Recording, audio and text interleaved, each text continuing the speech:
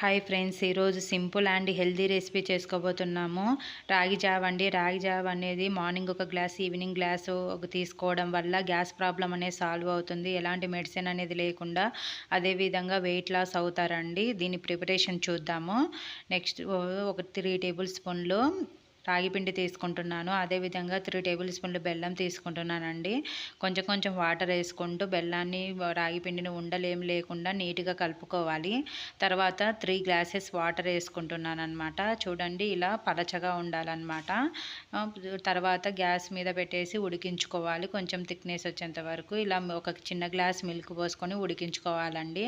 కొంచెం థిక్నెస్ వచ్చిన తర్వాత గ్యాస్ ఆఫ్ చేసుకొని సర్వ్ చేసుకోవడమేనండి. ఈ కన్సిస్టెన్సీలో ఉండగా దించుకోండి. చల్లగా అయితే ఇంకా చిక్కగా అవుతుందన్నమాట. సో చాలా మంచిదండి. ఇలా రోజు తాగడానికి చూడండి. హెల్తీ కూడా. ఇలాంటి హెల్తీ రెసిపీస్ కోసం మన ఛానల్ లైక్ చేసి